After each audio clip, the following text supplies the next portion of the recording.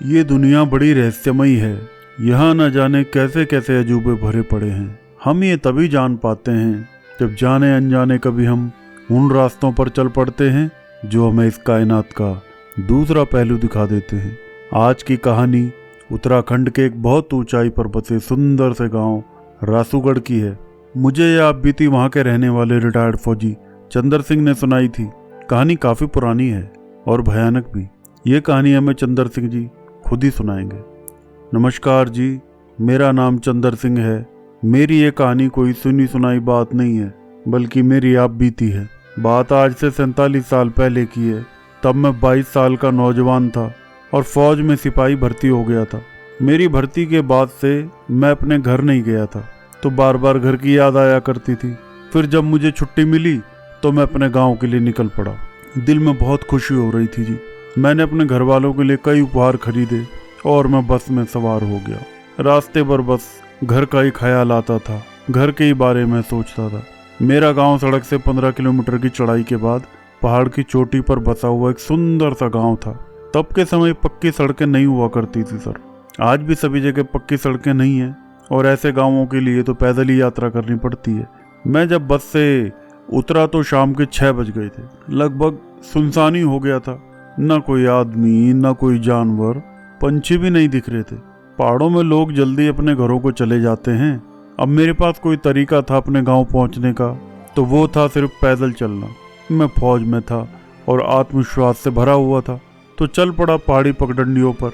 मेरे कंधे पर मेरा बड़ा सा बैग था। मैं चढ़ाई पर चलता जा रहा था और धीरे धीरे अंधेरा भी बढ़ रहा था। लगभग रात के 9 बज गए होंगे और अभी तो 5 किलोमीटर का बियावान पहाड़ी जंगल मेरा इंतजार कर रहा था। वैसे मैं डरता नहीं था, लेकिन फिर भी दिल में कभी कभी डरावने ख्याल तो आते ही थे। मुझे पहाड़ी रास्ता भी अब मुश्किल से दिख रहा था। मैं कुछ गुनगुनाता हुआ चलता जा रहा था। जंगल अब और घना हो गया। अजीब आवाजें आ रही थी चारों तरफ से। ऐसा लगता था जैसे शिकारी जानवर अपने लिए भोजन ढूंढ रहे हों। मैं अब डरने लगा था और वो बचपन में अपनी दादी की सुनाई हुई डरावनी कहानियाँ बार बार याद आ जाती थी। लेकिन फिर भी मैं चलता रहा। अभी मैं कुछ आगे ही गया था, अचानक मैंने अपने सामने एक भालू को जाते देखा। वो तो मेरा नसीब बहुत अच्छा था कि भालू उतराई की तरफ जा रहा था और नीचे उतरने की वजह से उसके लंबे बाल उसकी आंखों के ऊपर थे। इसीलिए शायद उसने मुझे देखा नहीं, वरना वो मुझ पे हमला कर देता और मैं शायद वहीं मारा जाता। अब तो मैं समझ गया कि रात को जंगल पार करना मेरी गलती है और न जाने रास्ते में क्या क्या मिल सकता है। रास्ता बहुत लंबा लग रहा था और मैं थक भी गया था। तभी मैंने दूर 1-2 घर देखे जहाँ हल्का सा उजाला था। ये देखकर तो मेरे पैरों को पंख ही लग गए। मैं अब उस गांव तक जल्दी पहुंचना चाहता था। मैंने जैसे तैसे वो रास्ता पार किया और मैं उस गांव में पहुंच गया। पहाड़ों में बहुत ऊंचाई पर 2 घर वाले गांव भी होते हैं। मैं जैसे ही ये घर के पास पहुंचा तो मैंने हिम्मत करके दरवाजा खटखटाया, लेकिन किसी ने दरवाजा नहीं खोला। थोड़ी देर इंतजार के बाद मैंने दूसरे दरवाजे पर भी दस्तक दी। मैं बहुत डरा हुआ था, लेकिन दिल में एक आस थी, अगर अब यहाँ तक आ गया हूँ तो शायद बच जाऊंगा। अब खतरा कम हो गया है। यहाँ कोई ना कोई तो ऐसा होगा जो मेरी मदद कर देगा। आज रात तो मैं यहीं रुकूंगा और सवेरे ही अब आगे बढ़ूंगा। दूसरे दरवाजे को भी जब मैंने खटखटाया तो किसी ने वो दरवाजा भी नहीं खोला। मैं बहुत घबरा गया और उदास भी हो गया। अब मुझे लग रहा था शायद बचूंगा नहीं। रात में पहाड़ पर चढ़ने का मेरा फैसला गलत था। अब मैं फंस गया था। इस गांव में तो कोई भी ऐसा नहीं था जो दरवाजा खोल दे। मैं जैसे ही वापस लौटने लगा तभी एक बुजुर्ग औरत ने आवाज लगाई, अरे रुको, और उसने दरवाजा खोला। उसके हाथ में एक छोटी सी लालटेन थी जो शायद मिट्टी के तेल से जल रही थी। वो बोली, इतनी रात को कौन है भाई, क्यों आए हो? मुझे तो जैसे नया जीवन मिल गया। मैं जल्दी से उसके पास गया और बोला, ताई जी नमस्कार, मैं हूँ चंदर सिंह। अरे फौज में हूँ, मेरा गांव रासूगढ़ है। मैं छुट्टी पर घर जा रहा था तो रात हो गई, सोचा आज आपके गांव में ही रुक जाता हूँ, आगे सुबह जाऊँगा। अब रात को जंगल में कुछ आगे दिख भी तो नहीं रहा। तो वो बोली, अच्छा तो तू फौजी है, चल अंदर आ जा। अरे इस रात में तू पागलों की तरह क्यों जा रहा है, सवेरे आ जाता। अरे जंगल में जानवर, भूत प्रेत, डायन, खबीस क्या क्या नहीं है इस जंगल में, क्यों आया रात को, चल अंदर आ। मैं बोला, अरे ताई जी आज तो गलती हो गई, अगर आप बुरा ना माने तो क्या आज रात आप मुझे अपने घर में रुकने देंगी? तो वो बोली, हाँ हाँ रुक जा। मैं उसके घर के अंदर चला गया। वो बोली तू बैठ, मैं तेरे लिए पानी लाती हूँ और कुछ खाने के लिए भी ले आती हूँ, तू भूखा भी तो होगा। मैं बैठ गया चारपाई पर। काफ़ी देर हो गई। मैंने देखा बुजुर्ग औरत पानी और खाना लेकर आई नहीं, तो मैं उसको ढूंढने के लिए उसके रसोई वाले कमरे में गया। वहाँ मैंने देखा वो कोई औरत नहीं थी। अरे वो एक बड़ी भयानक सूरत वाली न जाने क्या चीज़ थी। उसके पैर उल्टे थे, शक्ल बिल्कुल बेरंग और बहुत बिगड़ी हुई, मुंह से लार निकल रही थी। वो कुछ चबा रही थी और उसे चूल्हे में रखी हुई कढ़ाई में थूके जा रही थी। मुझे तो जैसे चक्कर आने लगे। मैं वापस भागने की तैयारी करने लगा।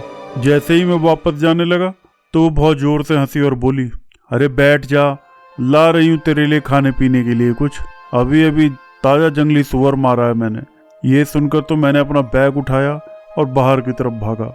वो बूढ़ी औरत भी मेरे पीछे पीछे भागने लगी। उसको दोनों पैर और घुटने पिछली तरफ को थे। वो बिल्कुल मेरे पीछे पीछे भाग रही थी। वो भयंकर आवाज कर रही थी और मुझे रुकने को बोलती थी। मैं समझ गया ये कोई इंसान नहीं है।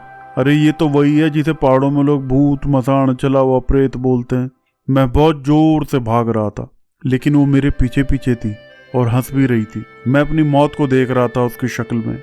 उसकी शक्ल देखकर तो मौत को भी मौत आ जाए, ऐसी भयानक सूरत मैंने अपनी जिंदगी में कभी सोची भी नहीं थी। अचानक उसने मेरे पैरों को पकड़ लिया। मैं जैसे तैसे अपना पैर छुड़ा पाया, लेकिन मेरा जूता पूरा फट गया उसके नाखूनों से। मैं बहुत जोर से चिल्ला रहा था, पर आवाज ही नहीं निकल पा रही थी। सारी बहादुरी, दिलेरी, सारी हिम्मत सब खत्म हो गई। बस यही ख्याल था, अब शायद नहीं बचूंगा। वो बूढ़ी औरत मुझे मारने के लिए मेरे पीछे पीछे भाग रही थी। अंधेरा इतना कि कुछ ठीक नहीं दिख रहा था। कभी मैं गिरता पड़ता, इधर उधर भाग रहा था। अचानक वो बूढ़ी मेरे सामने आकर खड़ी हो गई और मुझे गर्दन से पकड़ लिया। बाप रे बाप, गजब की ताकत थी उसके हाथों में। उसने मुझे जमीन पर दे मारा और फिर हंसते हुए बोली, क्यों बड़ा बहादुर बनता था, रात में जंगल पार करना था ना, अब यहाँ से जिंदा जाकर दिखा, मैं तुझे कच्चा ही चबा जाऊंगी। मैंने अपने दोनों हाथ जोड़ लिए और माफी मांगी, लेकिन वो तो मुझे मारना ही चाहती थी। मैं फिर से हिम्मत जुटा के उठा और भागने लगा। वो भी मेरे पीछे पीछे थी और जोर से हंस रही थी। मुझे अपने बचपन की सारी कहानियां फिर से याद आने लगी जो मेरी दादी ने सुनाई थी। अचानक मुझे याद आया, दादी कहा करती थी, अगर कहीं गौशाला हो और उसमें गाय हो तो वहां छुपने पर बुरी शक्तियां अंदर नहीं आती हैं। गौशाला में देवताओं का वास होता है। मैं ये सब तो नहीं मानता था, लेकिन फिर भी अब मरने वाला था और दूसरा कोई रास्ता तो था ही नहीं मेरे पास। तो मैं गौशाला को ढूंढता हुआ तेज भागने लगा। मैं कभी खेतों में, कभी खलिहानों में, कभी बीहड़ में, कभी झरनों में, न जाने कहाँ कहाँ होता हुआ बदहवा सा भाग रहा था। और वो बुढ़िया मेरे पीछे थी, हंसती हुई। मैं थककर चूर हो गया था, थर थर काँप रहा था। मेरा तन और मन मेरे काबू से बाहर हो गया था, लेकिन मेरे पीछे भागती हुई बुढ़िया हंसे जा रही थी जैसे कुछ हुआ ही नहीं।